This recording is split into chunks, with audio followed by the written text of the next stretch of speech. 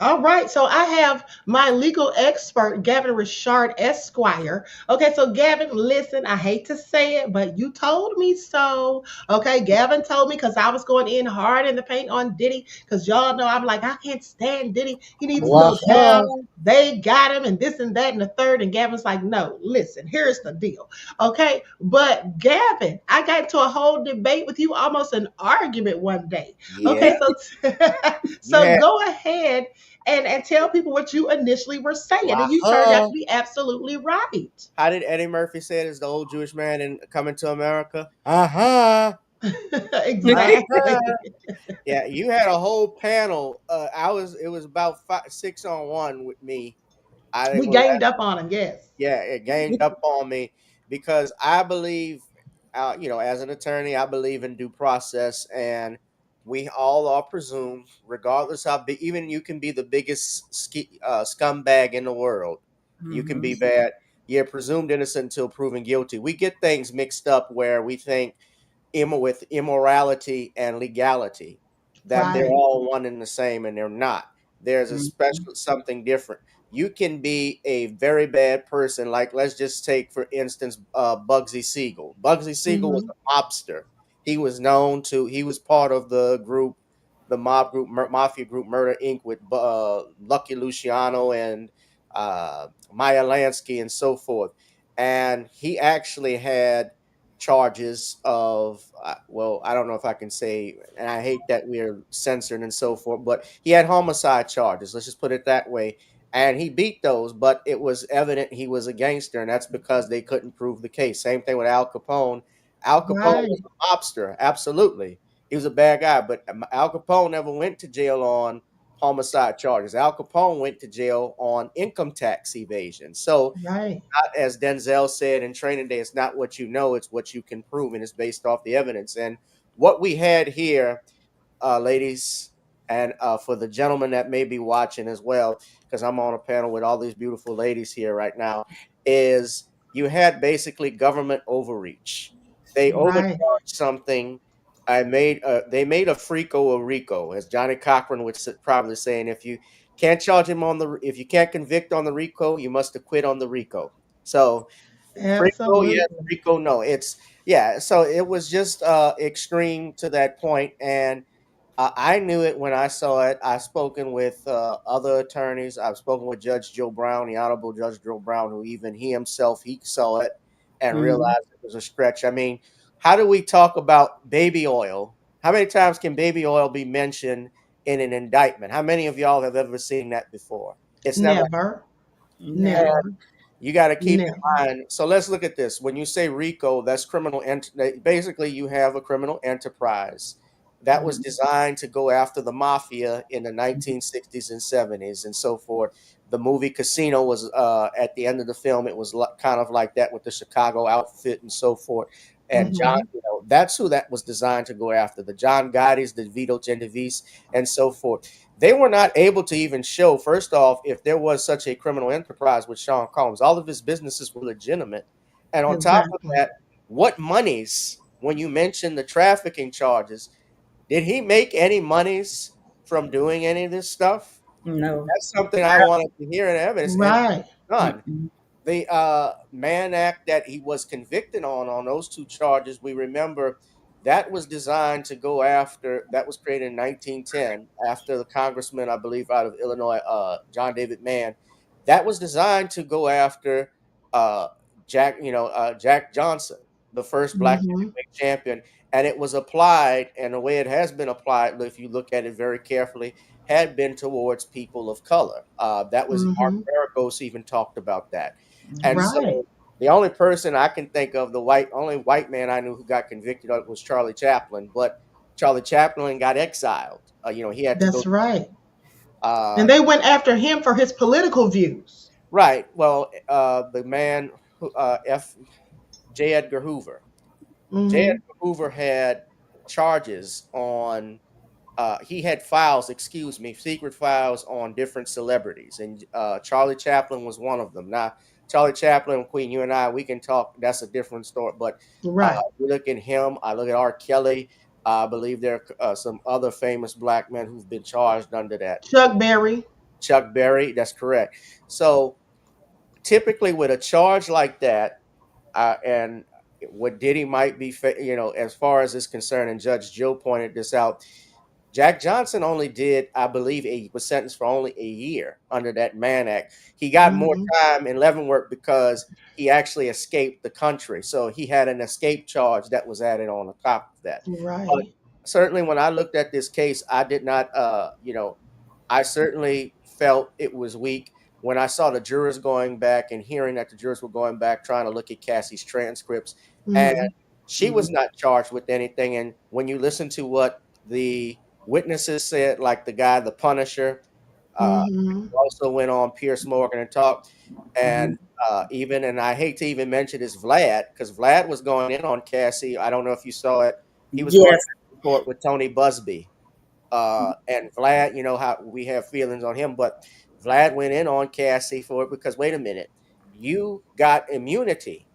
Hmm. Yeah, I showed that today. I showed that clip, that video clip today, and I said the same thing. She got immunity because she obviously committed crimes. But continue.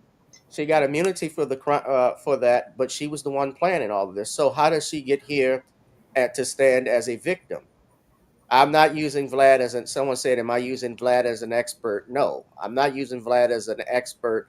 I'm just pointing out the fact that Vlad, who I have never agreed with and I've always been suspicious of, he actually said something that I agreed with. And For a I'm change. saying, huh? For a change. And I have to say the Or same thing. yeah, I actually agreed with him. A broken clock can get the right time at least once in a day. And let me say this. First of all, thank you. I got time today for your contribution to the channel. Beloved, I appreciate you. Peace, love, and blessings. Okay, Mama Flip says the crime she did was for Sean Combs and it was proven in court. Well, obviously it wasn't proven because that's why he didn't get hit with a Rico. He beat the Rico. But here's the thing.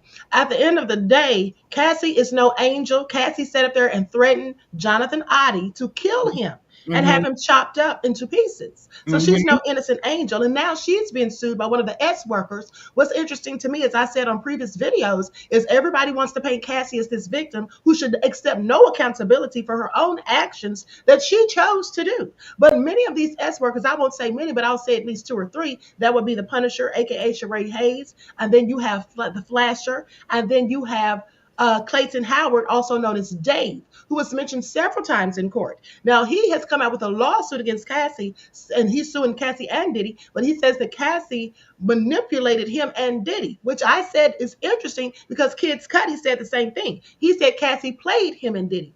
Also, this man says that Cassie was setting up all these things and that she lied when she said that Diddy made her have relations while her monthly was on because she actually had her relations with him while her monthly was on and he didn't even know they were on.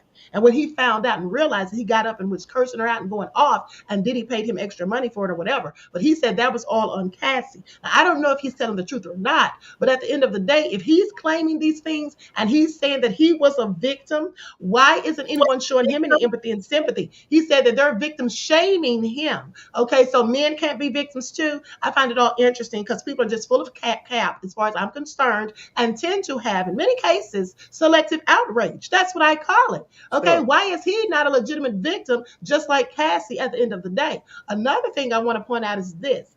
Cassie not only was she's now saying that she's afraid of Diddy and all of that, but she had ample opportunities a myriad of times to call the police on Diddy. Her mother called the police on Diddy. She refused to file charges, kept going back to him. She was cheating on Kid Cudi with Diddy, okay? Or I'm sorry, no. She was cheating on Ryan Leslie with Diddy. Her and Diddy made that fake flyer. We all know how that went down. And her Then husband. cheated, right, and then cheated on Kid Diddy with Kid Cudi for a whole year. Okay, Kid Cudi said he was in love with her, and with that being said, that's why he felt like he got played. That both of them got played. So if she was so afraid of Diddy, do you really think that she would have been cheating with somebody for that length of time, dating Michael B. Jordan, and then cheating on Diddy with the own trainer that he in fact hired, now her husband, Alex Fine? And let us not forget that she also was cheated on Alex Stein with Diddy when she went back to him. And then he was calling her on FaceTime. She refused to answer. And we saw in the text messages where she lied and said that, in fact, she told Diddy that she didn't know who that was texting her. That's what she said. And the bottom line is, like I said, people have selective outrage. Everyone is entitled to their own opinion, but let's not pretend that the feds proved their case. Because if they had proved their Right. case beyond a reasonable doubt, because there was a whole lot of doubt as far as I'm concerned. And in fact, before I went to the actual trial, I was all against Diddy, thought he was going down for the count. But when I got there and saw how things were playing out in the court, how everything was unfolding, how some of the people were lying during their testimony, and it was easy to prove by the defense. Someone said in the chat that they could have proven it, the prosecution that is, but oh, the defense was just good at poking holes in their story.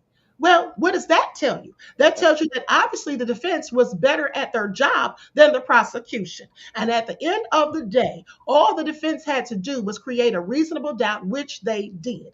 And the prosecution overcharged Diddy, and they spent too much time, as I said before, talking about Glad and baby oil. And then people said, well, why didn't he get convicted of the guns? Well, that's because they proved, it was testified to in court by the agent, one of the agents, that he had a gun, he had his own security company, which I never knew that. And then he also had a gun, like a cabinet or some room where he kept these guns in.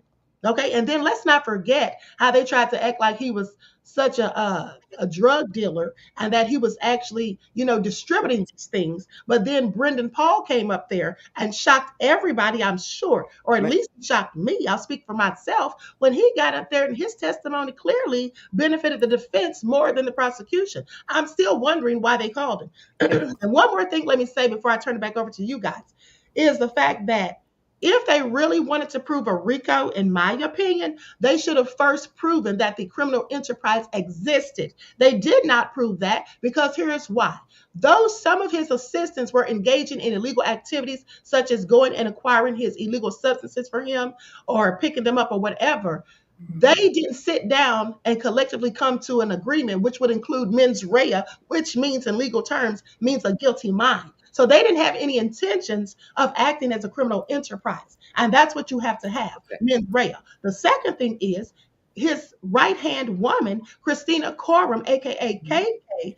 Well, if it was actually a criminal enterprise, then why wasn't she indicted? Because she was his chief of staff. Why wasn't D-Rock indicted? He was one of the people that they claim were the co-conspirators, him and KK.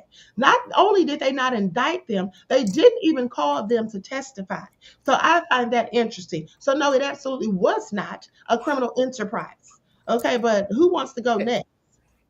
If I could just respond briefly, I'm because I see somebody keeps tweeting something. So is Diddy innocent of this? He's not guilty. That's the point of all of this. He was found not guilty of the most serious offense. I see someone saying Diddy was grooming Cassie at 17. Where? Where was that proof? That wasn't even in That's her not true. testimony. That's a Y'all lie. are repeating. No, That's I a gotta lie. take this. People I are getting too disagree with all emotional. of that. Yeah, Cassie was with that other guy like he was 10 Ryan years Leslie. older. Yeah, Ryan Leslie. Ryan Leslie, and when she was dating Ryan Leslie, she started dating him at the age of 18. She Mm-hmm. Yeah, didn't meet Diddy until she was like 19, if I'm not Yeah. mistaken. And then yeah, they didn't have relations until yeah. she was 21. It Mm-hmm. specifically, she said this out of her own mouth. Read the transcripts, is all you have to do. Right. Because Cassie testified on the stand that she had relations with Diddy when they made that fake flyer. It was her 21st birthday. And she went to Miami under the guise that she was going to be performing, but she really went to go on a yacht with Diddy. And that's the first time they had relations, Yeah. according to her. So, how do you groom somebody who's already, and she said on the stand that Diddy was her first adult relationship? No, it wasn't, because Ryan Leslie was almost 10 years older than her. And also, how was Diddy her grooming her, and how was he her first adult relationship?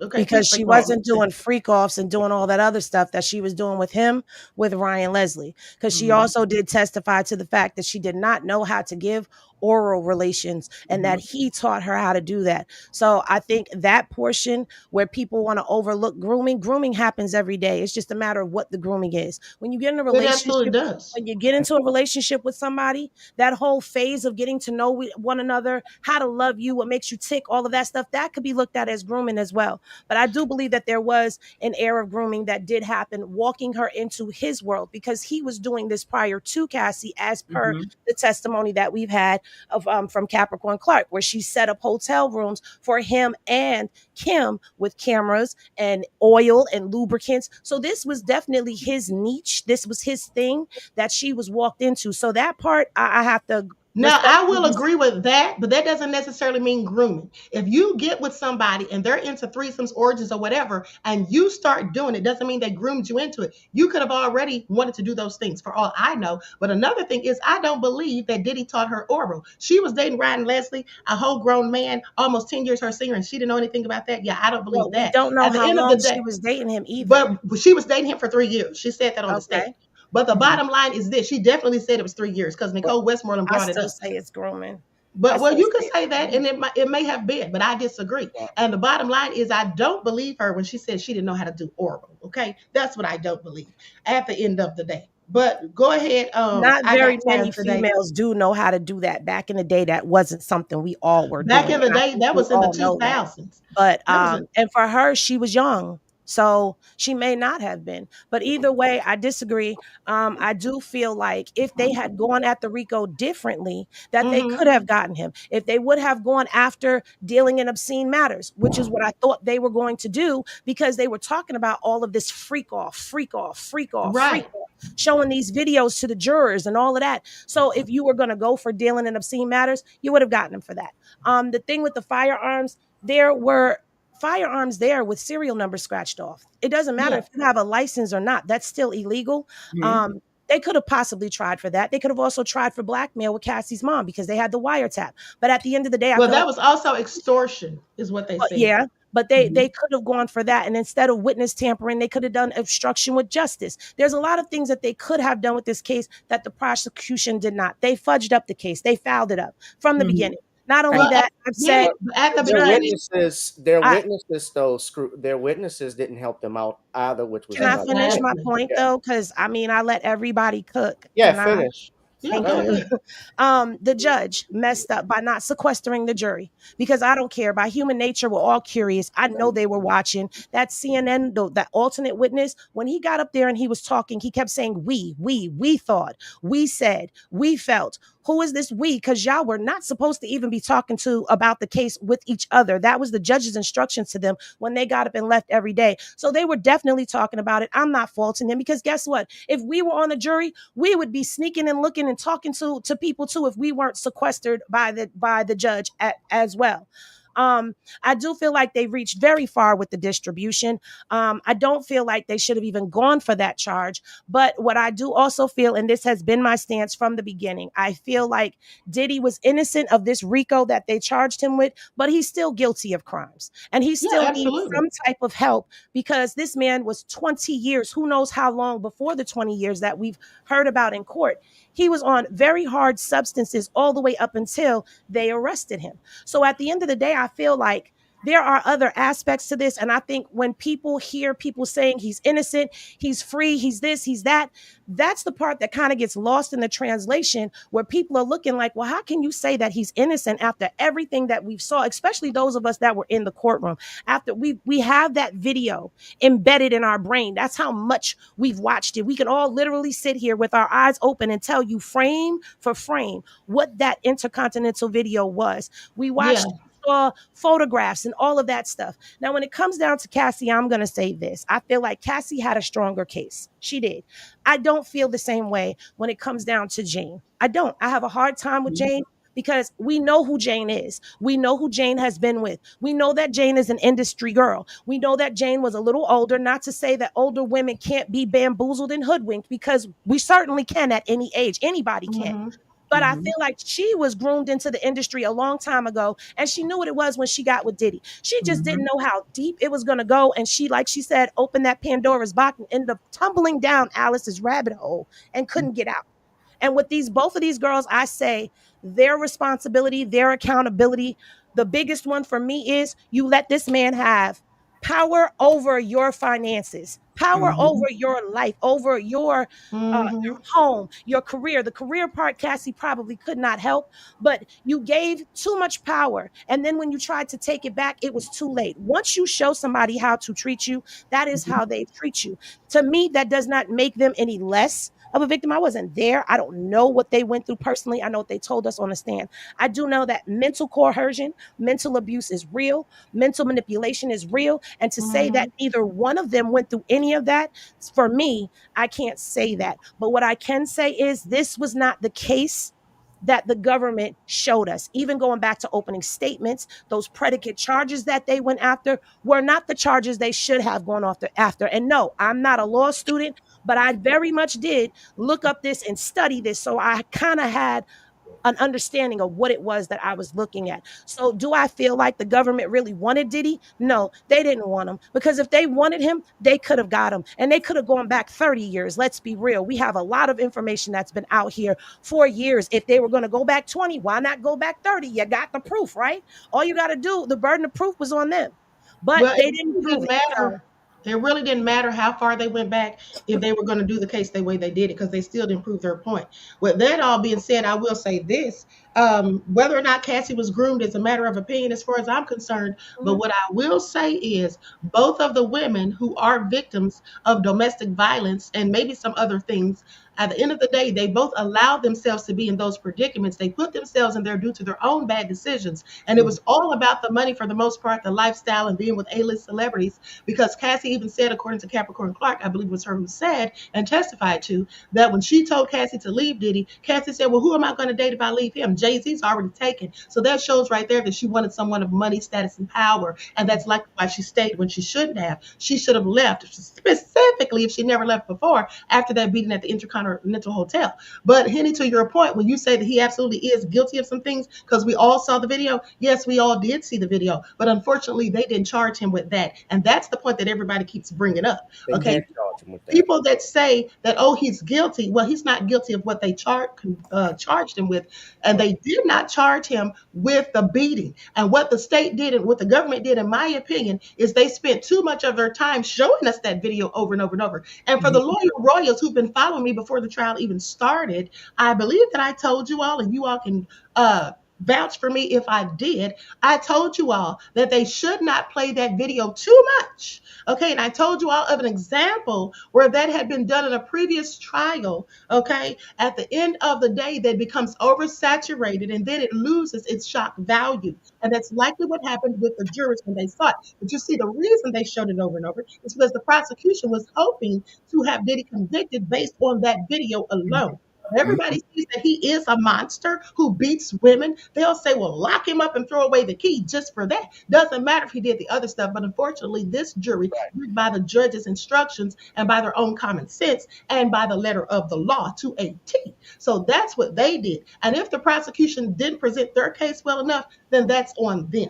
And I think they absolutely did want Diddy, because that's why Right. supposedly they're supposed to be trying to get him indicted on some other stuff in California. Now, I can't confirm that, but I saw a couple of videos where people were saying that. It came from Little Rod, who did an interview with academics, I do believe. So that remains to be seen. But I think they absolutely did want him, because if they didn't, they wouldn't have been fighting to keep him locked up without bail. That's Right. just my opinion. But did you have something to say, Joy? And then I'll take it back to Gavin. Yeah, I was kind of, taking it in kind of like Henny was, maybe she, was groomed. But as time went along, as the trial went on, I started hearing the different, Cassie's testimony, Mia's, all of their testimonies. And it was almost like they were all running for the same thing. It's like they all wanted money. I mean, Mia, it seemed like Cassie, Jane Doe. I mean, really and truly all of them, like they were all running, and it was like they were trying to uh, I guess run a never ending race, I guess, per se. But when I looked at it and seeing that Cassie was dating the Ryan Leslie, at the age that she was, and then when she kind of jumped over the Diddy, and then they were showing her when she was with Kid Cudi, and then with with this person, that person, now even to her husband. So that kind of like, for me, it kind of let me know what kind of woman she was. To me, it Exactly. led me to Right. believe that she wasn't as innocent as everybody is kind of portraying her as a victim. Now, she was a victim to up to a certain extent. To me, personally, I believe she was a victim up to a certain extent.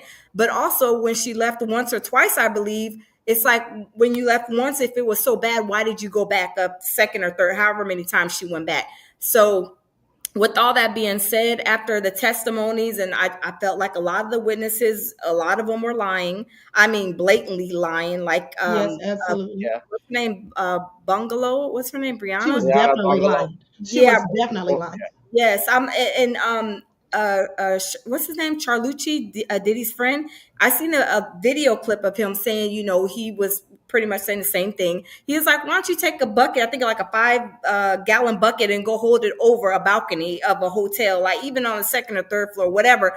Your arms are not going to withstand that much of that much weight." So when I heard her say 17th story and she's being held over the balcony, I mean I can barely probably hold my cell phone over a balcony for that long, and my hands are already getting tired. Let alone a whole person that I don't know how much she weighs, She but weighed 115 pounds. She was 5'1". Diddy is 6'1", and his arms were supposedly outstretched in the way yeah, that she described it. And yeah, he had his hands like this, gripping her breast. So I'm telling you, from studying physics, okay, and just mhm, knowing about gravity in general, there's mhm, no way that you could hold someone for the length of time that he supposedly held her, with her feet touching the balcony and then holding her up with his arms outstretched, hands open, not a grasp, not a mhm, grasp like that. And then mhm, she said she was pushing back against him. How did she not fall? Also, let's not forget that in Cassie's lawsuit, Cassie said the incident happened at the hotel. mhm, Bongalon said that it happened at Cassie's apartment. yeah. Okay, that's why she was Right. destroyed upon cross examination by the very talented and awesome Nicole Westmoreland.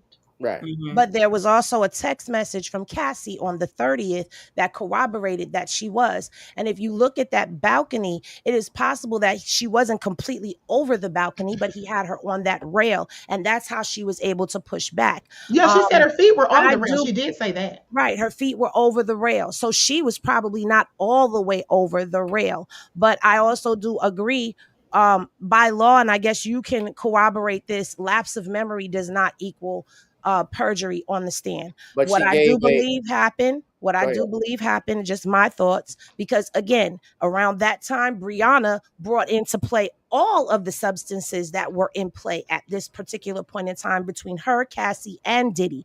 None of them knew exactly when it happened, but something happened. And the reason why I say something happens is because that text message on September 30th was all the way in 2016. There's no way they plotted this to bring it to fruition in 2023. Nobody is that going to do all of that.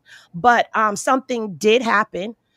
Whether they all remember, probably not, but they just know something happened at that point in time. And Diddy also allegedly had Rod Holiday call her and offer her $1 million to settle her claim against him, is her demand against him that Tyrone Blackburn put out there, that Brianna under testimony said Tyrone fabricated a lot of stories, mhm. but Diddy was trying to settle it. And we've also heard that Diddy held Wale over a balcony as well. So it's Yeah, not like you're right. we We heard heard these that. We things heard that, but it's before. been And we proven. didn't hear that from Wale. And We heard Wale denied his it. ears.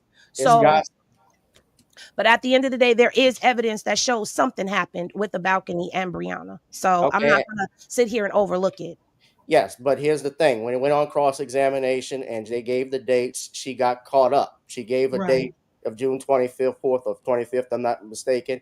Diddy 26. is, Diddy is in New York at the Uh-huh. time. There's evidence of that. So when Right. you give those dates and they see that, that's why the jurors, that raises reasonable doubt. We could sit here Right. and That's grasp, all it well, I think needs. he did this, I think he did that. Bottom line is when it went to court and when you go to court and you prove something, you if the jury is hearing this and they're seeing contradictory information, not to mention also it came out, I believe her and Cassie were even comparing notes with each other with the lawsuits. So that's Hmm. another problem. So you see, there's a monetary gain also, I believe, if you filing a lawsuit against someone as to their credibility, which they can attack. And I would just want to push back a little bit and disagree with you. I believe the feds were trying to go very hard on him because feds do not like to waste resources if they think they have a strong case. They actually, like I stated before, I thought this was an overreach with a lot Hmm. of the charges that they had. And in particular, when you're talking about they had to drop some of the predicates before they went into closing arguments because they knew it was going to confuse the jury. They tried Uh, to aggravate the arson charge. The thing was, Kid Cudi couldn't confirm whether or not, even though he said he believed Diddy was behind it, Did you actually witness it? Well, no, I didn't witness it. Did anybody else see this? No. Was it on camera? No. So no, there was no way of proving it. Plus, the DNA evidence said there was a female fingerprints that were Mhm. on. Not to mention also, as far as the extortion aspect, they did try to go with that. In fact, Cassie's mother had testified to that. But what happened? Well, yeah, he had forwarded money. He asked me to pay.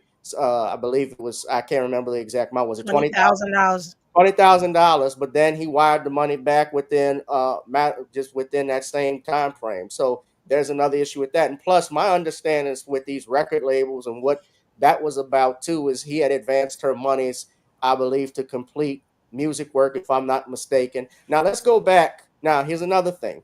When you say he commits crimes, we know he's committed crimes. He hasn't been convicted of any of these things. So technically speaking, no crime other than what he has just recently been convicted on is official. Now, yes, what we saw on that video, Queen, that was domestic violence. There's no doubt Hmm. about it. And regardless of the reason of it, I wouldn't have, your reason it was bad. Supposedly, from what, and I believe his attorneys had brought up on cross examination, if you look carefully when Diddy was running down the hall with the towel, you notice nothing is in his hand, but he's holding his towel. And then after he assaults Cassie, he's grabbing some object and walking off. Supposedly, what it was is that she took his phone from him. That's Now, not true. She testified that was her phone. Those were her bags. That was not his phone. And when you watch the video later on, he has a wait, whole you're different interrupting phone. me while I'm now. You're interrupting me while I'm talking, ma'am. You can respond back when I'm finished. All right. So if you say she testified that that wasn't true, but here's the thing: the jurors did not believe her credibility. Ultimately, at the end of the day, on the trafficking in the Rico. Now, I said supposedly because the defense attorneys, I believe, were bringing that up on cross examination, which is their right to do so. And I see some people commenting about it. But whatever the reason was, why he did it or not, even if it were true, I wouldn't have handled it that way, is the point that I was making. So Right. I will probably, he could have. But then again, when she was asked by the police off the security if you wanted to press charges, and this came up in trial, she chose to decline not to press charges from that incident. So the bottom line is this: it's 2016. It's outside the statute of limitations. Anything else we're trying to do, saying, "Well, I think he did this in '99. If I think he did this in 2005 or 2010 or 2011," is prescribed. So we can't go back because we think he's a good guy and did these things. If there's a statute of You mean a limitations, bad the guy? final the reason why we have to do that, the reason why we have statute of limitations, we got to remember what's on trial here. It wasn't just about Diddy. What we're talking That's about right. It's bigger than Diddy. is the Constitution of the United States, your constitutional rights being at stake, because the government can actually is trying to regulate what happens between adult private individuals, adults. And think about this: if you are a man who is dating another one, you and your girl are dating, if you fly her out, just on your girlfriend out on vacation to go to Miami. I live in New Orleans. If I want to take me and my girl, we go to Miami and we do our thing. Technically speaking, I've broken the law by doing the man act. Right.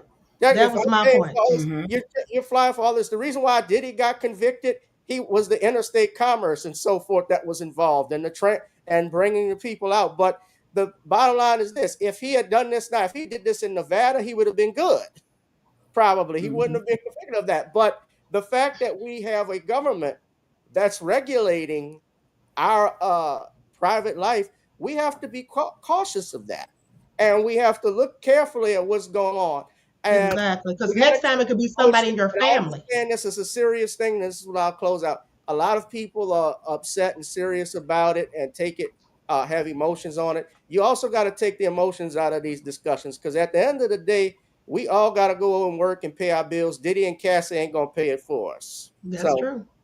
Facts over feelings all day, every day, and twice on Sundays. And that's why I had to change my stance, because one thing that I said in the beginning was I was very biased because I just don't like Diddy. And I've never liked Diddy. And that's why I was biased. But I had to check myself and say, wait a minute now, you went to school for criminal justice. You know how the law is supposed to be applied. And I thought about my capstone review where I talked about capital punishment and how it's used to target minorities, people who look like me, as well as poor people. Okay, so with that all being said, if I was going against the system for that and saying how it's disparaged, some people have disparities in the system, then I had to give the same allowance for Diddy, whether I like him or not. I had to take my emotions out of it because, like the Honorable Minister Louis Farrakhan says, you have to rise above your emotions. Okay, that's what you have to do, because emotions cloud your thinking, and you do not think logically when you're so wrapped up in your emotions and your feelings. And that's just the facts. With that being said, Measure Man said exactly. I'm not a Diddy fan, but I feel like the rights you strip today will be the freedom you need tomorrow. So be objective and fair, tread lightly. You're absolutely right, and that was eloquently said, beloved. And thank you for that. And also thank you for your contribution to the channel. Peace, love, and blessings, honey. Y'all know the queen has to pay the bills. Because like Gavin said, Diddy nor Cassie is going to pay our bills at the end of the day. They're going to go on with their lives. But before we get back into it, I want you all to hear what the person who accused Cassie and Diddy, the S worker, who's now suing them, I'm going to play a tidbit of what he had to say. And hold on. And people don't want to acknowledge that he also is a victim. And I find that interesting. Selective outrage. But let's listen to it. Even though she kissed me, which is disgusting now that I know she was letting people urinate in her mouth. But this is the whole point of He's laughing at Tasha K because she's spinning around in her chair. Oh my God, man. Oh my God. Keep going. You are an excellent storyteller, and we look forward to this book. I'm gonna give you a week's worth of promotion on this book across all my platforms. That is on me for keeping. And let me say this: for those of you who follow me on a regular basis, I am going to be reading you this book in a members only broadcast. Okay, that's what I'm going to be doing. So I'm going to scroll back to a little bit of the beginning of what he had to say. Also writing stuff like it's very good. Oh, it's possible. My writing level dropped 2. I'm gonna release the book. So now Diddy's team subpoenas my records for the book. What Tyrone does is he submits what's called a motion to squash, which is to squash the subpoena so he doesn't have to turn over the book. It's a motion to squash. Judge that the book is actually not squash. For the lawsuit that's going to be filed, and that's completely right. I gave him a separate statement of facts, and I also had a 90-word manuscript. Hold on, and let me just say this, by the way. This man also was supposedly meeting with the prosecution because he alleges that Cassie called him and asked him to testify. So he supposedly met with the prosecution. But once the prosecution heard what he had to say and it didn't jive with Cassie's narrative and her story, they didn't want him to testify, allegedly. Now, with that all being said, let's continue. Okay. So you said he filed a motion to squash. He didn't want the book released. He didn't want the prosecution or Diddy's team to have your book. Yes, correct. Okay. So he filed a motion to squash. Because I was going to release it. I had put an Amazon free link, the one I sent to you. I had an editor who was contacting people. I believe my editor contacted TMZ. He might have contacted you also. He contacted a few people to get me before a podcast because I want to tell my story and it promotes the book. So when Tyrone saw the Amazon link, he realized, oh crap, this guy really did write a book. That's when it became a problem. And so like I was saying, Diddy's team, I believe it was what's the attorney's name? The one that did the Young Thug trial. Brian Steele. They subpoenaed. Yeah, Brian Steele. They subpoenaed the book. Tyrone contacts me maybe, I want to say, the second week of May saying, listen, they subpoenaed your book. They cannot get that book. I'm going to submit a motion to squash. I said, well, why can't they get the book? The U.S. Attorney's Office knows that I've said all of this stuff about Cassandra. It's not like it's new stuff. They know. I've been telling them for a year. He says, dude, that book would destroy her. I said, well, if I have to give him the book, I want to give him the book. He says, all right, let me take care of it. So I find out I think it was like May 17th, May 15th, that he submitted this motion to squash where he completely lied to the Judge Sumaranian and he claimed that my book was actually privileged notes. Now that's a lie because the book is not privileged notes. So the judge orders him to turn over the manuscript. I believe I contacted him a week after I find out the judge orders him to turn over the manuscript. And I asked him, I said, hey, did you turn over that manuscript? He said, hell no. Why would I do that? Are you crazy? No, if I turn over this manuscript, you're going to blow this case apart. I said, Tyrone, listen, I don't want a problem. Turn over the book. My phone does. So now when my phone starts back up, I sent him a text message. Listen, brother, I don't want a problem with a federal judge. I'm going to release this book. Turn over the manuscript. I don't believe he still turned over the manuscript to the defense. Canva has made my team so much time. We're able to work more collaboratively together. Yeah, with that all being said, I'm going to fast forward a little bit. TC Dan says, I don't like Diddy, but I love the Constitution more. Well, I absolutely do too, honey. Don't take away any of my rights because I need them all. They already taken away freedom of speech in this country. Please pay attention. Cassidy, I see your face. You're like, oh my God, yeah. How many hours did you go? Oh, the longest I ever had sex with was 4 days in Miami. You gotta put your glasses on for that. Okay, now hold on for a second. So when you have sex for 4 days, do you stop to pee? Do you take breaks? What happens? Yeah. It's kind of like, you know something? People don't realize something. Diddy is rich. He's as rich as a king. I don't know if you've ever seen the HBO TV series Rome, like where there was with. Never saw you being afraid. The only time I saw you afraid is when he would catch you nutting behind his back when you told me to do it. So what are you talking about? He's talking about Cassie. Nutting behind his back. So which means like. Good example. I remember a situation. He got a phone call. So the rules of these Freako or swinger parties was if he's watching as a voyeur, we can't do anything sexually when he's not there. And that's a basic trust issue between men and women who are involved in a swinger relationship. If you allow someone in your bedroom, you're expecting that person to follow the rules. Usually, if you're dealing with a couple where the man is consenting to you sleeping with his wife, the man is in control of that situation. So if he doesn't want you to do it, right, you can't. That's just the swinger lifestyle. If anyone who knows about the swinger lifestyle knows I'm telling the truth. If you've gone out and got someone in your bedroom, let's say for your husband, even if the woman likes the guy, she still has to defer to her husband. Because when that man leaves, you still got to live with your husband. It's common sense. So this is what Cassie would do. She would defer to Diddy just to make sure he was okay with the fact that she was giving me head, that she might want to keep having sex. And Cassie was insatiable. Diddy never made her have sex with me. He never insinuated, yo, why don't you take some D? He never said that. She would go, she would tell him I'm ready. He would say, okay, you can start. He would watch, but he would be more of a protector. He would make sure nothing happened to her. He was incredibly protective of her. Now I'm gonna stop right there. With that all being said, he's suing Diddy and Cassie. Let me just say, so it doesn't look like he would have a reason to be lying for Diddy. Okay, now Mama Flip says, I also find it interesting that he's now suing. We're not going to check him for not stating he was SA'd earlier like the women. Well, he didn't say he was SA'd, beloved. He said that Cassie gave him an STD. With that being said, I don't think we should victim shame him by going in on him at the time he decided to come forward, because y'all didn't do that with Cassie or Jane Doe. Okay, selective outrage is what I keep saying, and we'll continue to reiterate. Nobody said anything about why Cassie waited all these years to come out and file a lawsuit against Diddy. And let's not forget, because I also saw some people talking trash about this man who's clearly a victim, just like I said.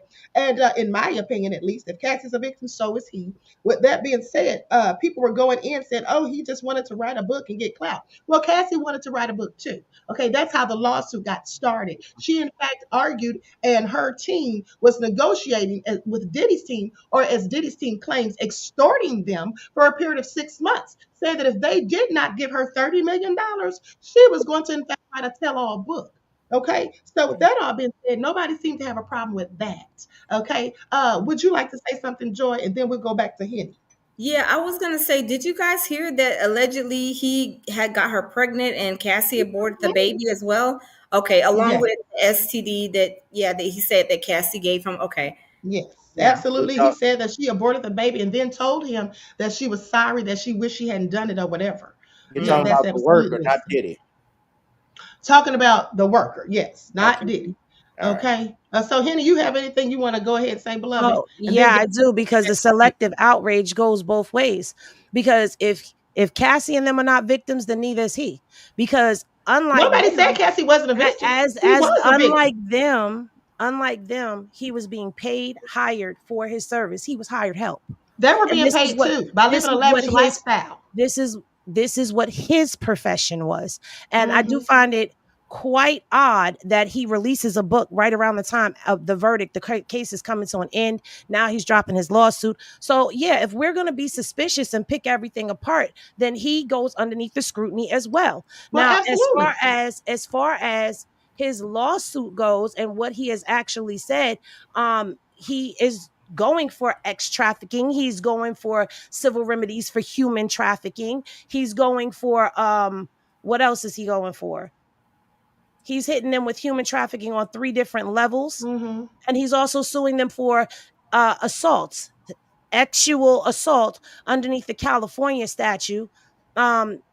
Civil liability. He's suing them also for lost wages. This man in his own lawsuit has said that he had clients, that he was a male provider.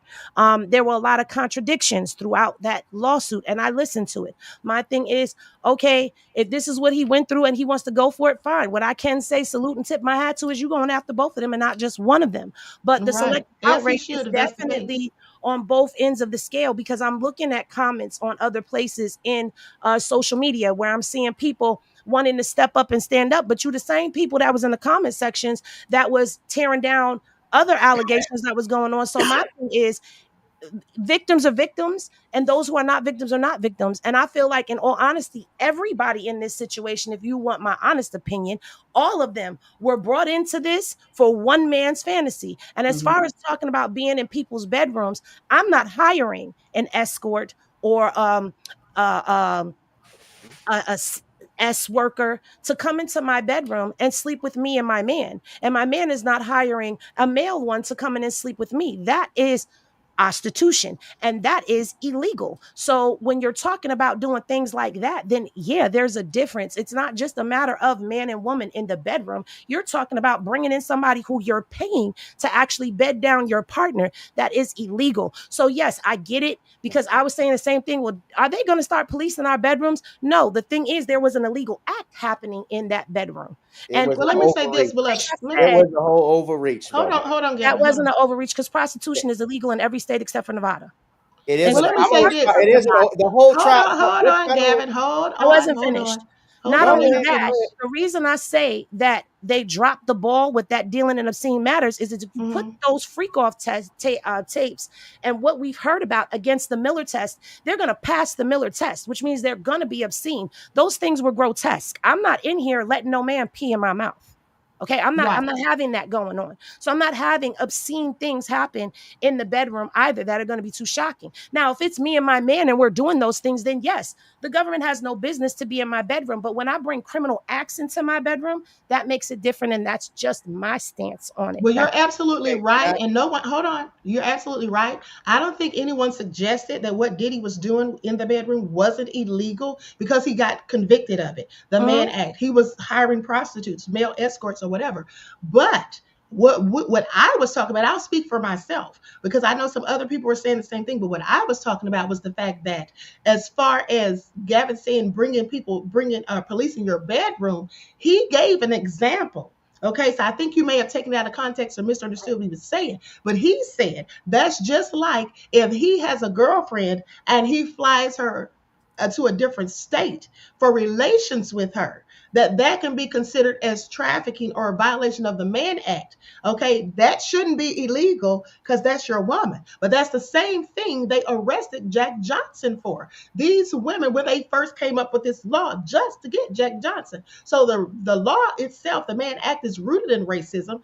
And at the end of the day, the bottom line is, if they're going to use that, to say that people are engaging in nefarious acts in their own bedroom, not hiring prostitutes, because Gavin didn't say anything about hiring a prostitute. He said if he invites his own girlfriend. Well, that's exactly what they did to Jack Johnson. Jack Johnson didn't hire prostitutes. He was dating those white women, and they were mad about it. That's why they did that to him. So that's all we were saying. They were trying to use this to set up.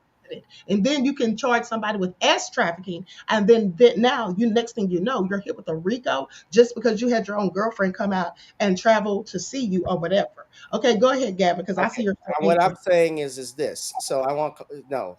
What you're it is an overreach because first off, that like I say again, we don't see the feds that often do what they did in this case where you spend millions of dollars. And granted, this started last year where you had Homeland Security raid Diddy's homes in Florida. He raided his homes in Los Angeles and New York. They get involved and they made this whole indictment. Can't remember. It was a 9-page indictment, especially with the baby oil and so forth. And we're talking, and they treated it like he had a pound. He was this. They treated him like he was Ghost from Power. That's the point I was making. This Right. was the overreach, and we are talking about regulation. You mentioned prostitution. That is typically a misdemeanor charge in all states, unless, of course, yes, they have the federal violation of man acts. It did not have to something like that. And you also got to remember this too. There was also, I believe, was a statute of limitations defense. I don't know if Diddy's team had brought this up because we're talking about 15, 10 years ago, and there's limits with that. They tried to bring all of this in, and it was a reach. And that's why a lot of people do it. Now, yes, he got convicted on those charges, but like I said again, typically something like that, he probably, that's, like Jack Johnson did, he only got 1 year in jail for that. 1 year in prison, I should say, on that charge. We have to look at why they were getting involved, especially with that. And let's also look at this because someone said, well, it only happens if you're abused or neglected in some way. Who's to say if it's my girlfriend, I take her out, and let's just say the relationship goes bad a year or two ago, and she doesn't mention this to authorities? Well, no, he did this to me. He did it. Those are grounds for that. They can use that That against. was my point. That's Exactly. the point of Exactly. all of this It's stuff. not just And about Diddy, it's bigger than Diddy. And that's what people need to realize, it's especially if you're a person of my skin tone. and let me just bring this up. I don't, the worker who's filing the lawsuit, Henny, I'll just bring this up. Probably the reason why he's filing this now. And yes, I think all of this is about money. Of course, at the end of the day, I'll say that he has her sworn testimony that she's given in court, and they can use that or try and use that against you. Remember, here's another aspect of all of this. In California, in New York, I believe in Nevada, New Jersey, and other states, they have changed these laws where they have amended the statute of limitations. They do look back laws in New York. Like, for instance, the guy from Twisted Sister, do you know Dee Snider? Do y'all Yes, know he was being absolutely. I know who sued? that is. Rockstar. Yeah, he was being sued for something from 1989. Antonio Reed, the L.A. Reid, the music executive and songwriter with Babyface, he's being sued. So, and Diddy got sued under that statute as well. So in New York. So I'm sorry, Queen.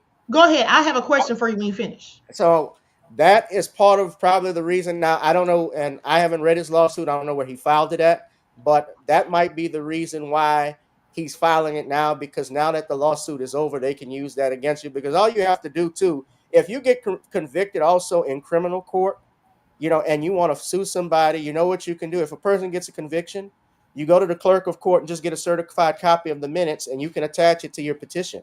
So you can Exactly. So attach that's why he that, waited. and you can also wait till you get the court reporters, the testimony, the testimony from the court, the transcripts, and you can use that as well as evidence, because that's sworn testimony. That's considered, and especially if it's certified, you don't have to bring, for instance, Cassie doesn't have to come in and testify, or Diddy doesn't have, well, Diddy didn't take the stand, but the workers who testified, they don't have to come in. They can use that against it. So that's part of the reason why they did that. That's my guess on why he waited. But yeah, do I think this is all about money? Of course it is. He wouldn't be Yeah. suing if it wasn't. It's all about money. And so was it with Cassie and Jane Doe, because they never went to the police. If you want justice, you go to the police. And people can say she was scared. They were scared, this, that, the third. But I would be more scared of trying to take somebody. If I thought that that person was dangerous, I'd be more scared of going after their money and more likely to go to the police.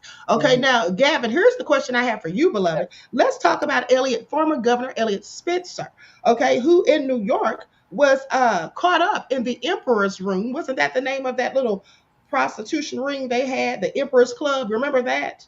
Okay, and how the Not people that exactly. owned, okay, so the people that owned the Emperor's Club, which was the prostitution ring, those people were indicted, and they were charged with violations of the Mann Act, right? One of them was a black woman named Tamika Smith. Her attorney at the time was Mark Agnifilo, Diddy's attorney. With that being said, Governor Spencer was the client. They had proof and receipts that he was paying these people for their services and whatnot. They, however, decided not to convict him or to indict him.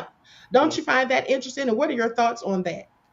I don't remember exactly that typical case. I think that was in. I'm trying to remember, but I think that That was was around 2008. 2008, somewhere around Okay, that I'm reading time. that. So, well, prosecutors. Here's another thing with this, and this is why I'm explaining this to everybody here. Prosecutors have discretion, of Right. course, when they want to bring charges against someone. Mm-hmm. Mm-hmm. Certain cases, certain stuff, they can decide whether or not they want to prosecute anybody. They can do that. Keep in mind, the most powerful person in the courtroom, and it's not really the judge; it's the prosecutor. The judge is the referee inside the courtroom and can regulate stuff, but the prosecutor can bring forth charges if they want.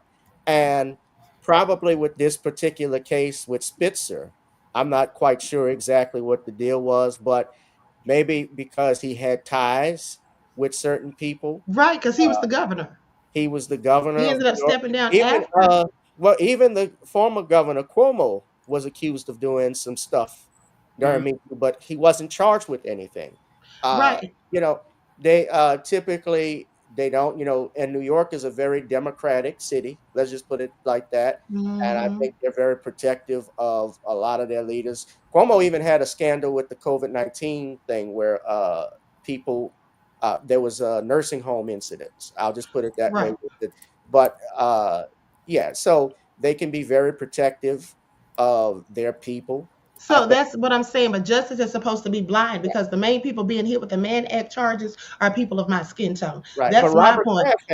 Robert Kraft, the owner of the New England Patriots, was accused of That's trafficking. I reported on yeah, that years ago when it right. happened. Now, and that's another thing. um these stories with other people like Mike Jeffries, Peter Nygaard, people rarely cover those stories. Peter Nygaard was so much worse than Diddy. Now he has been convicted, but after how many years of him doing the various things? Mm-hmm. Okay, retired federal officer Carol Banks, shout out to you, beloved. Okay, says original queen, excellent analysis, professor. Thank you, beloved. I appreciate you. Okay, now Mama Flip says the reason everyone is going so hard is because it's Diddy. We all understand that he is special to many people. He will not be able to stop, and we have other cases, so we know next time he will get got. Well, here's the thing.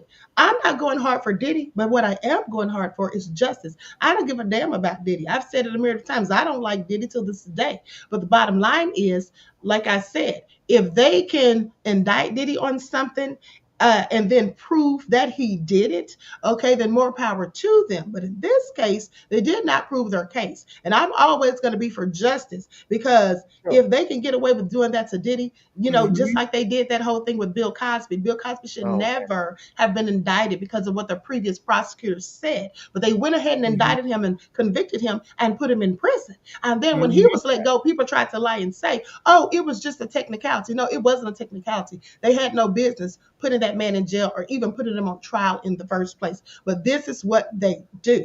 That's why people who look like me really need to get out of your emotions, okay? Mm-hmm. And think about the consequences of a nefarious justice judicial system, okay? The Mm-hmm. criminal justice system literally has criminals working in it. And some of these people will absolutely let people who look like them get away with things. Why do you think that Michael Jeffries, the former CEO of Abercrombie and Fitch, has not been brought forth, even though he was charged? They're now saying that he has dementia. Okay, Yes. they gave him a bail, but didn't give Mm-hmm. Diddy one. They claimed it was because of his age. What does Mm-hmm. age do with it when you have the same resources? You Mm-hmm. have a private jet, just like Diddy did, but he Mm-hmm. had the complexion for the protection. And that's just my opinion on that. So I'm not going to ever ride with racism. I don't care who it's being presented against, whether I like the person or not. I'm never going to ride and take the side of wanton supremacy that has been used for centuries to oppress people who look like me. I'm never going to take the side of a judicial system that is stacked against us.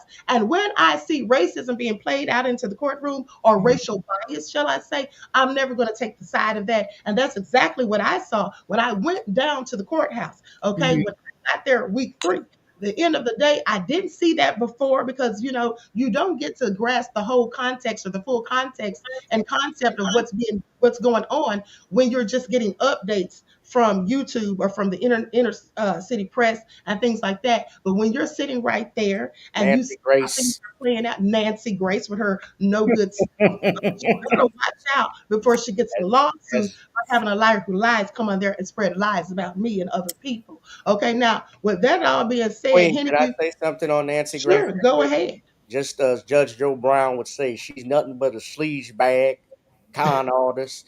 You know how she made her money, how she got her start. I'll be brief with this. Was the O.J. Simpson case. Yes. She would never go into, according to the judge, she would never go into court and even comment, but she would make remarks about how bad the case was looking for OJ and so forth when Mm-hmm. OJ's team was getting victories in there, Johnny Cochran and F. Lee Bailey. So she's has always done salacious stuff, and she'll put up, in my opinion, she'll put falsehoods there to mislead the public. Same thing with uh, a lot of these peak commentators you see mostly on mainstream media, and that's all of them: MSNBC, CBS, NBC, ABC, Pushing fake Fox. narratives and Yes. lies. Right. They have Yes.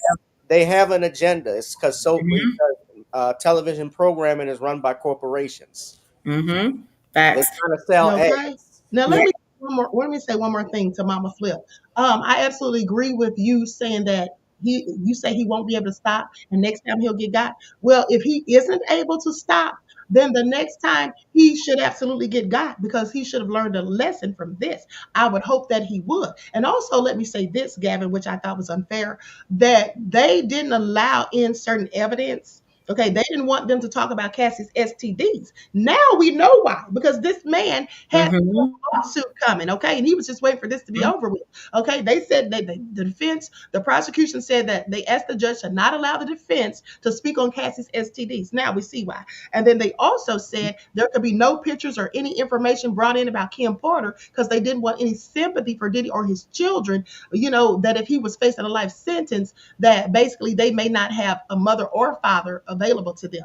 And then the last thing was there was something else. Oh, the fact that Diddy supposedly was entered into a battered women's or battering program because of his violence and him beating women. And they said that Jane Doe supposedly allowed or helped him to get into that program. And they wanted the people, the person who was like the program director or the person who was there while he was doing the treatment process, wanted that person to be able to testify. But supposedly they didn't even want any of that entered in. So it just goes show that they were painting a narrative. And let me say this one last thing. It's very interesting how they did these things and how they, really tried to make it so the odds were stacked in the prosecution's favor, in my opinion. But I have literally seen a case where there was a Caucasian man who was charged with, I forget what he was charged with, but it was something nefarious. But he had all these tattoos on his face and neck and head, and he was supposed to be a wanton supremacist. But before they brought him into the courtroom every day, they would get him out of his cell at least 3 hours early and have makeup artists put makeup on him to cover up all of those tattoos, because if you look at him, he looked like a whole thug. But when he walked in there with all the tattoos covered, wearing a suit and tie, he looked like maybe he didn't do it. So appearance and optics also has a lot to do with it when we go into the courtroom, specifically as it pertains to people who look like me. Okay. Well, Now, with that all being said, Henny, you can say something, beloved, if you have anything to say, and then we'll go to Joy. And then we're going to get out of here in the next 15 minutes or so. Well, I just want to say, after watching this case, there's been a lot of things that I have noticed as a people and as the system. Number one of the things that I did do with my coverage was I did not take a side. I showed everybody how the prosecution was stacking their case. I broke down everything from the testimony, what they were trying to say. And I was telling people the DV is being charged as force in this case. That's what they're trying to do. They're trying to change it from force, change it to force. If from assault to force. That's where we're at. So I did a lot of work on looking at this, You absolutely analyzing this did. whole case when it comes down to things. But the thing that I want to say to everyone that's out fighting in the comment sections and fighting each other on screens and all of that stuff, let me just say this. As a society, what I will say is everybody showed their natural tail. No matter what color it was, they showed their tail. Because instead of looking at the facts of this case and understanding the severity of what was going on, everybody picked a side. And I will say this. I am a person who does advocate for victims, but I do also know that sometimes people fabricate stories to make themselves become a victim. So I'm not blind to all of that stuff. But what I am going to say is this. Um, when it comes down to our people have to learn to depend on us because it Mm-hmm. was us that brought Bad Boy to the level that it was. It was us that helped him to take Ciroc from being a $75,000 a year liquor to $1 billion brand. We did that. We helped him. We carried him. So we have to stop going and turning to the very people that will turn against us the minute that it seems comfortable for them. Um, I also feel that there are a lot of things that we as people, we have to work on as a whole. Because the one thing that a lot of people have been doing, and it hasn't been here. I haven't seen it in the chat. I've been looking at the chat and nobody has disrespected anybody on the panel. So I respect everybody that is here, but we have to learn to respect one another because we don't. All right. The first thing that I've been hearing is because it's a woman, she's lying. We have to stop that. All right. This Yeah. case showed us that privilege and power is just as addicting as any substance that somebody can take. And a lot of our entrepreneurs are icons that have climbed the ladder. We watch them fall, being drunk off of that power and then falling into perversions that were taught to them. So let's Absolutely. all look at this and analyze it and pick it apart and use intellect when we do it. I do agree. Logic, law over emotions definitely prevails. I am a person who's very passionate about the things that I say because I'm intentional. I mean what I say when I say it. But yeah, we really have to start educating ourselves with law so that we understand when they start coming to attack us, what they're attacking us with and how to counteract it. One of the things with the art of war is you have to know your enemy, and a lot of us don't. So, Absolutely, and the 48 laws of power as well. Now, with that all being said, thank you for that, Hennessy. Very eloquently said.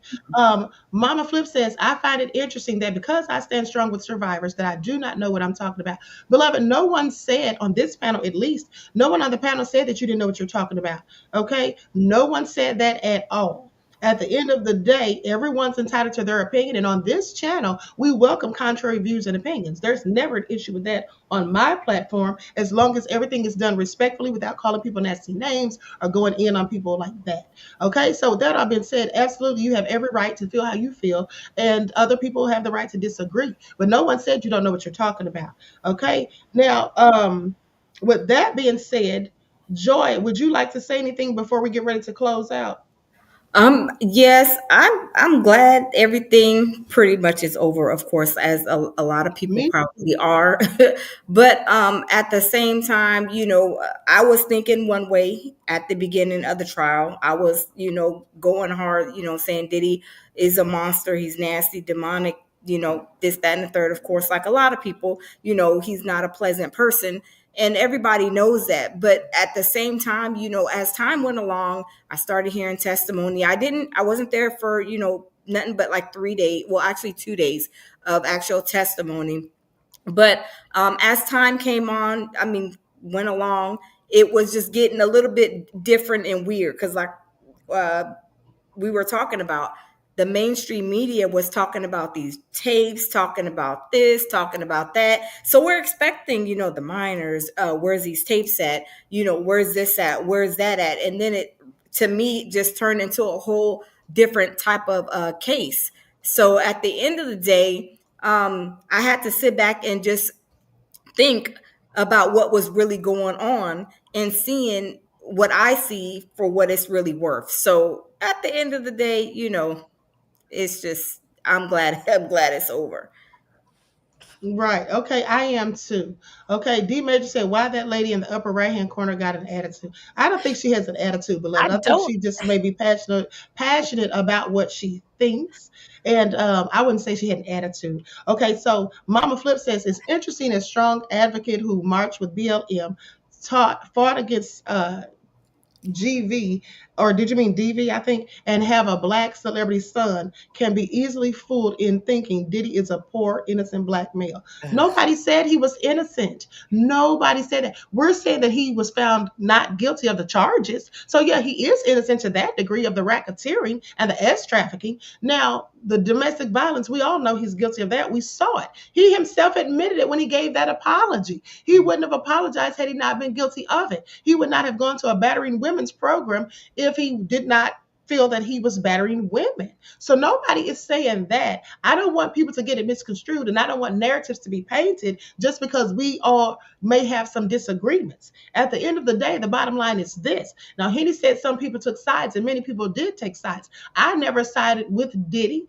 okay? I never sided with the prosecution. At the end of the day, I sided with truth and justice. Okay, that's why I went to school for criminal justice. That's why I'm a criminal justice professor, because I like to know the law, and I know that people who look like me very often don't know the law, and that's how we get played. And we don't understand some of the consequences of different laws that they pass. And in fact, sometimes when things don't go the way that the prosecution wants it, as it pertains to people who look like me, then they change the field goal, or they change the goalpost. Okay, and then they want to change laws and rewrite them. Okay, just like in the case of Brian Nichols, for example, when he shot up the courthouse here in Fulton County, and then people wanted him to get the death penalty, but they didn't reach a unanimous decision, so therefore he didn't get the death penalty. All of a sudden now they're saying, oh, well, let's change it so that it doesn't have to be a unanimous decision. Now, would they have done that if it was someone who was Caucasian? I don't think so. And I also don't think they would have even been offering him the death penalty. They'd have been trying to go for life in prison, in my opinion. And where's that white man who killed those black people at the Kroger in Jeffersontown, Kentucky, okay, a few years ago? Because is he still mentally incompetent to stand trial? So I look at all of these things, and I am someone who has always been advocating for people who look like me specifically, as well as for victims. Check my resume and look at the lives that I've done.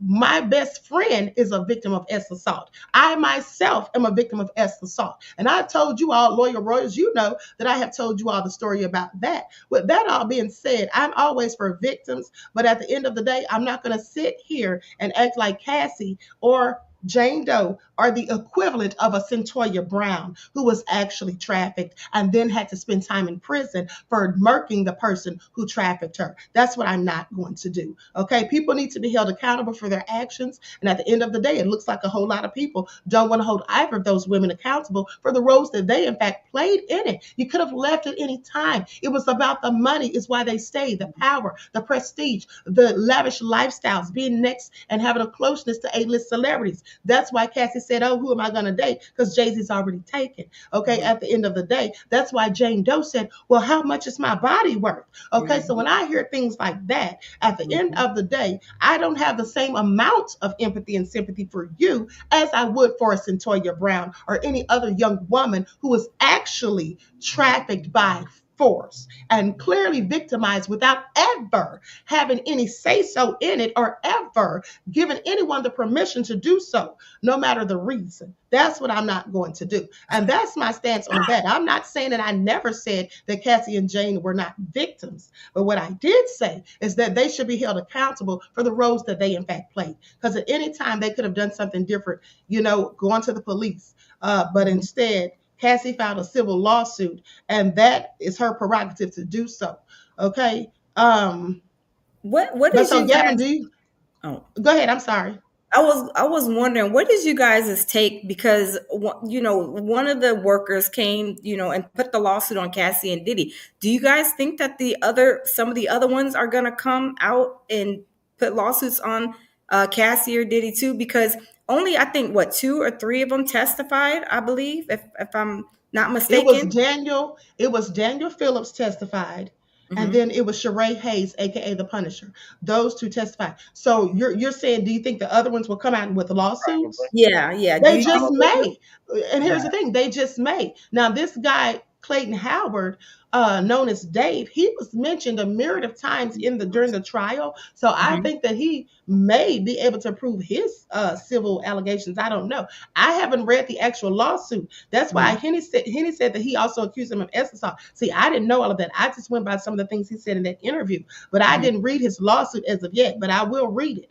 But with that being said, dark skinned German says, what's interesting is how black people were turned on black moguls quick as hell based on the media. Well, that is true. People do often judge people in the court of public opinion before they get the facts and the details. But, you know, we know Diddy is nefarious, okay? We know that Diddy has cheated his people out of his artists, out of publishing. We know that he has just done nefarious things. We've known for years that he was putting paws on women, okay? We know about the incident with the shootout in the club. We know about the incident with City College. We know about all of those things. But as I said before, we know about the rumors about him having something possibly to do with the deaths of Tupac, Biggie, and Kim Porter, even is what people have said. We don't know any of those things are factual, but we've all heard the rumors. And like I said weeks ago, that if he is put on trial for any of those any of those rumors about murders or whatever, then found guilty, he absolutely should get a life sentence.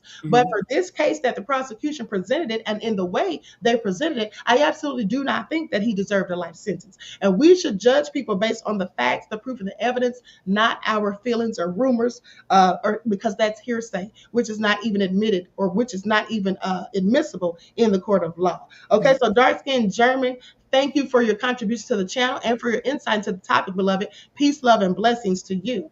Now, can Jamil show you guys something real quick? Hold on. Retired federal police officer Carol Banks says the art of war for lawyers. Okay. Now, with that all being said, what is he going to show? Because I don't want it to be anything that has music or anything that can give me a copyright claim or anything like that. Tell her it's what Jane Doe just posted in the house that Diddy's paying for now. Oh, this is what she just Is it posted. okay? Is it okay? Yes, please show that. So, if you guys don't know, my hubby Jamil Peterson, Mr. I Am Comedy, he's on YouTube as well. But he just seen, I guess Jane Doe just posted that. Jane Doe just posted on Instagram. Y'all know Jamil does comedy, so y'all know he's gonna come over here and cut up. That's the house that Diddy paid for. That's the house Diddy paid for. So I guess that's right. And so here's the thing. If she's such a victim, as some people will still say, I'm not saying she wasn't victimized when he put paws on her, but at the end of the day, if she was a victim of the sexual assault or any of those things, why would she allow him to pay for her attorney's legal fees and to pay for her house? I wouldn't want that man doing any damn thing for me. Okay. That's what I wouldn't want. Okay. And that goes for Cassie as well, because Cassie going back to Diddy and still having relations with him. And then, like Mark Agnifilo said, saying that she was raped by Diddy, okay, in August, but then in October, you had more relations with him. Now, people want to say that was Stockholm Syndrome. No, I think it was her being a whole Karen, as we know that some women have done for years, and blaming it, calling rape when they voluntarily had relations with a black man. But now, when she's afraid that Alex Fine is going to find out about what she did, then all of a sudden it's great. I didn't buy that story from day one, and the jury obviously didn't buy it either. And that's like where Mia's stuck, because I was at the courthouse when Mia was testifying on the stand. So her testimony really, really stuck. I think she's probably going to be the one I talk about probably forever, right?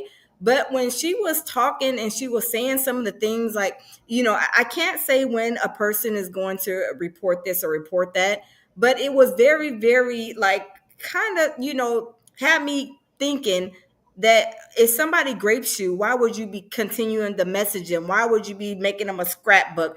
Why would you be texting them? Why would you be calling them?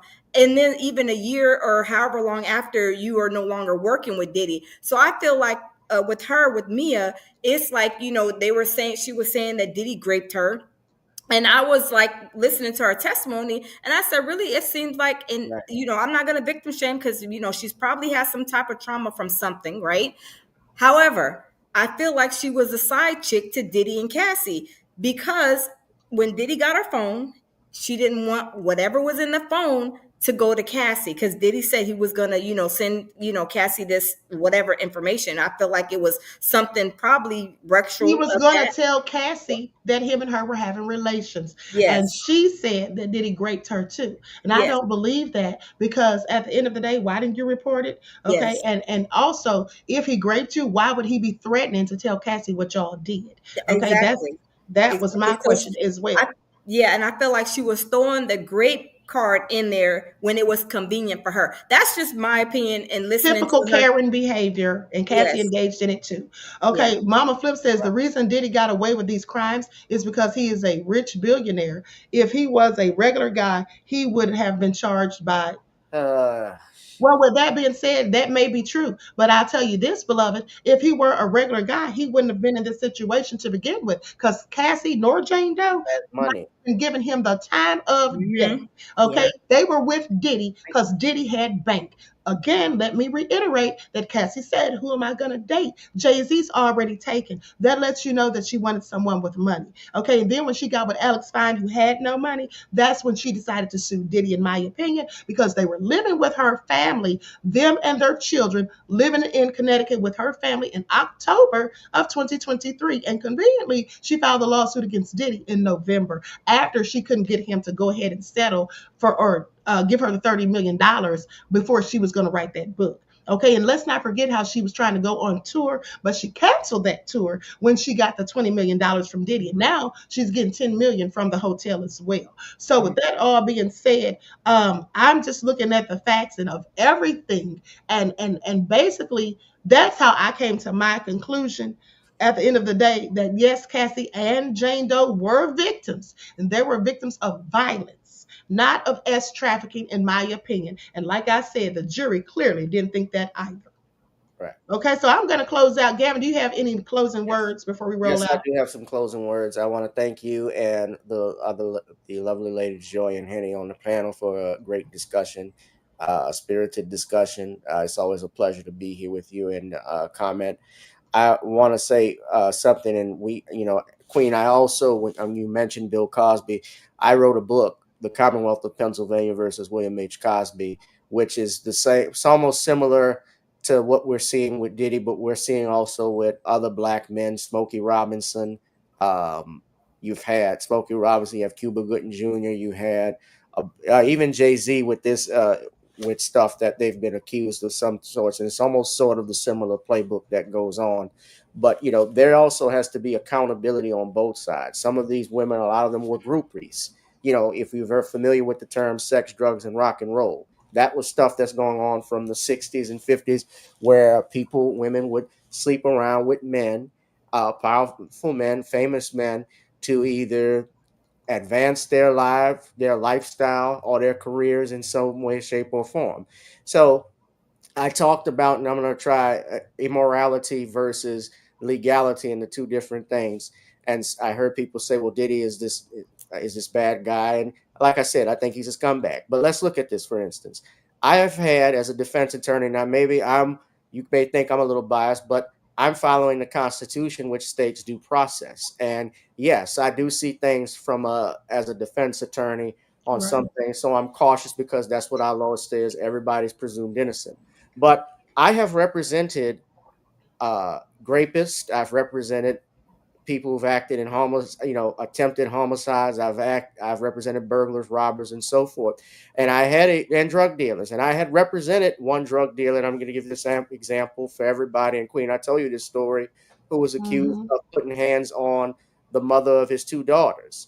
And he maintained and even told me, "Yes, Mr. Richard, I sell drugs, but I don't put my hands on women. I've never have." And the prosecutors wanted to nail him to the cross, and pun intended, they didn't want to offer him nothing, no deals, no breaks, anything, because he had a bad record. His girlfriend had sent an affidavit stating she had made the whole thing up. She called 911. They took pictures. They had the cops come out actually to go after him when he had the car, and she had no injuries, no bruises, nothing. But he got charged with putting hands on her, also flight from an officer, and some driving without a license. She didn't come to court, and when it was near the end and it was my turn to put on my defense, she finally came to court and showed up. and admitted she made the whole thing up. And when I asked her why, she said because she didn't want to, she was upset he was looking at other girls on Facebook. So the point that I'm making to this, and with that being said, and he did get acquitted on the most serious charge with that. Mm-hmm. The point that I'm making with all of that is we can't be so gun ho because we don't like a person. And that person who I just described, who is a real person, might very well. I think we all can agree a drug dealer is bad for dealing, is bad for the community. Absolutely. It's bad. At the same time, is it also right to go lie on someone because you didn't like the fact that he was looking at another girl? You could just break up with them. You could have just actually gone on, you got the police involved, and what you did actually was a crime in of itself. No, my client didn't do it. You don't know what the hell you're talking about, Tyler, whatever. So at the end of the day, yeah, people get upset and emotional, and this is what I'm talking about. You're proving my point. You're getting Exactly. closer with these stuff and looking at these things and thinking that. And we have to take things on a case by case basis, and let's look at the facts, because remember, there have been even innocent people who have been wrongfully prosecuted in our justice system that look like us, that shouldn't have been there. We can go back to the Scottsboro boys and the George Steiny Juniors and so forth. Thank you. And let me say this, Gavin, just to interrupt for a brief moment. From 2008, I want to say, I forget the exact dates, but there was at least, or there have been at least 200 and something people exonerated from death row because of wrongful convictions that were later proven to have been wrongful convictions due to DNA testing.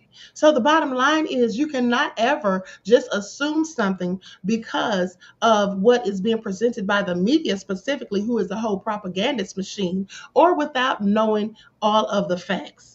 Okay, and just because somebody claims to be a victim and says certain things doesn't mean that those things are always true. But you can continue. No, I'm finished. I'm actually just looking at the comments. I see Okay.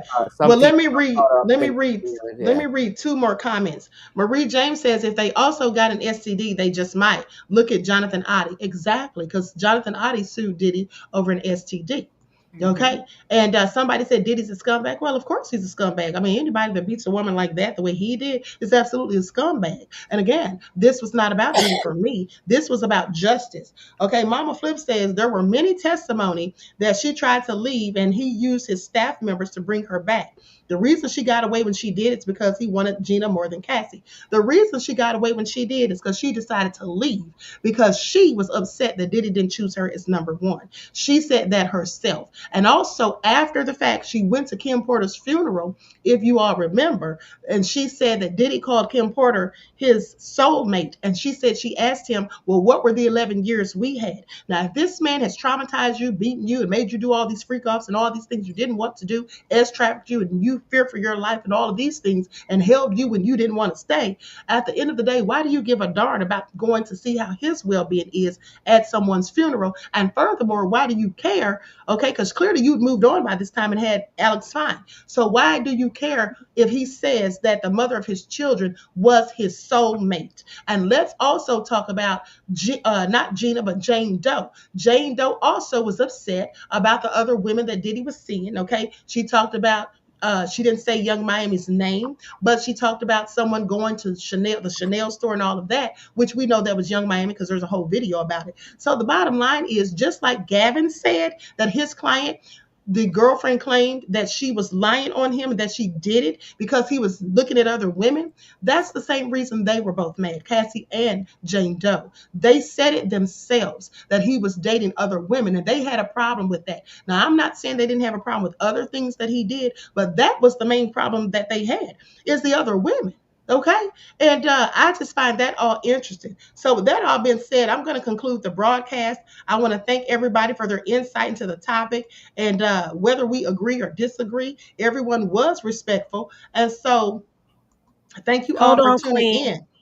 Hold on, Queen. I just want to say something. My computer is dying. So what you guys are seeing is my face being slowed down and caught in Okay. glitchy.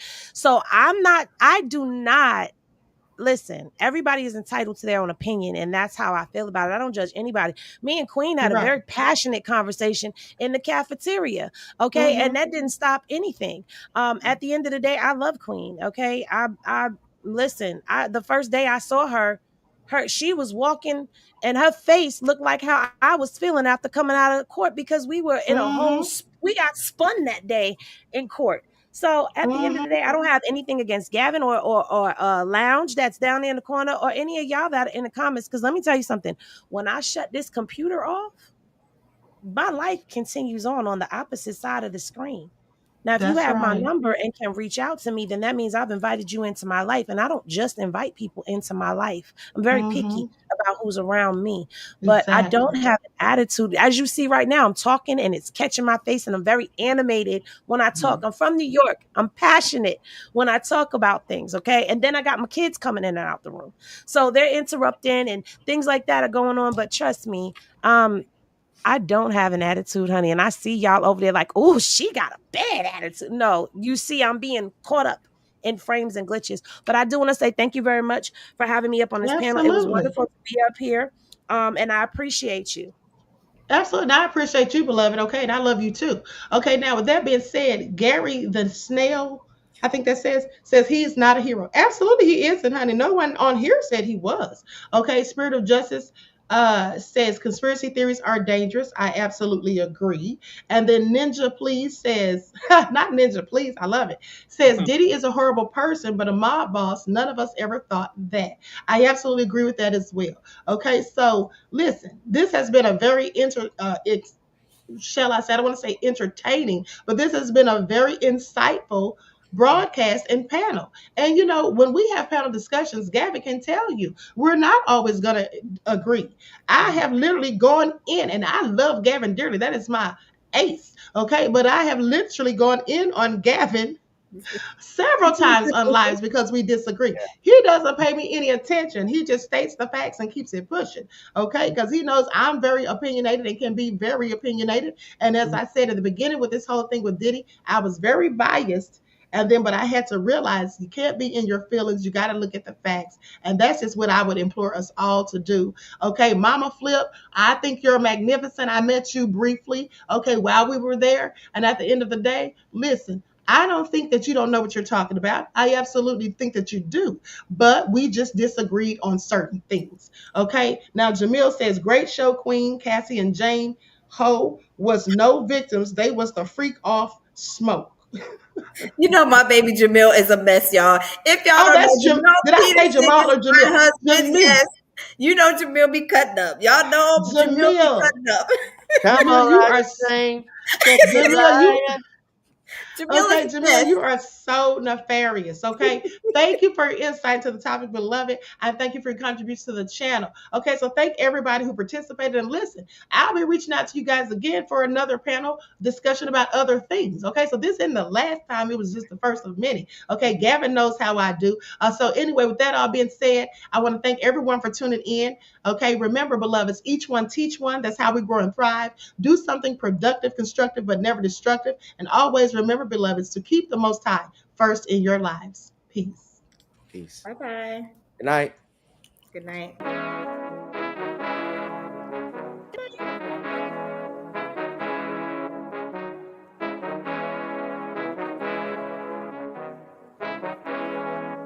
Hey, yo, Nick, hit him with that flavor. All in my skin, God all in my blood. Kings all in my circle, you touch one of mine and you're done. They show no love for the queen, why you hating on me? Is it cause I'm free and I got Malcolm X in my jeans? I got dreams like King Luther, shed blood like Kunsa. You ain't helping my people, I ain't got nothing to say to ya. I want all the smoke like hookah. Talking reparations, America won't be great until they give us compensation. I'm like, I'm the hottest right now. That's See right. A bunch of lames out here trying to jock on my style. They be doing too much. I'm the queen, it's too easy. It's like they all at Popeyes, how they be talking so greasy. I just sit back and laugh while these haters get madder. So nefarious how they don't want my pockets with cheddar. I tell them they can do better. These snakes in the grass can leave a bite on your ass, cause y'all be trusting too fast. I got my foot on the gas, other one on they necks. Dropping receipts on haters, you better show some respect. I'm never facing regrets, we only facing the threats. Running through every challenge like a relay, break no sweat. It's a cold game, so I got that blanket with me. Now that my people awaken, ain't no going to sleep. I do not play by my piece, this time I'm playing for keeps. You talking slick, but when I see you like them ends, we gon' meet. And I got gold all in my skin, God all in my blood, kings all in my circle. You touch one of mine and you done. They show no love for the queen, why they hating on me? Is it cause I'm free and I got Malcolm X in my jeans and I got gold all in my skin, God all in my blood, kings all in my circle. You touch one of mine and you done. They show no love for the queen, why they hating on me?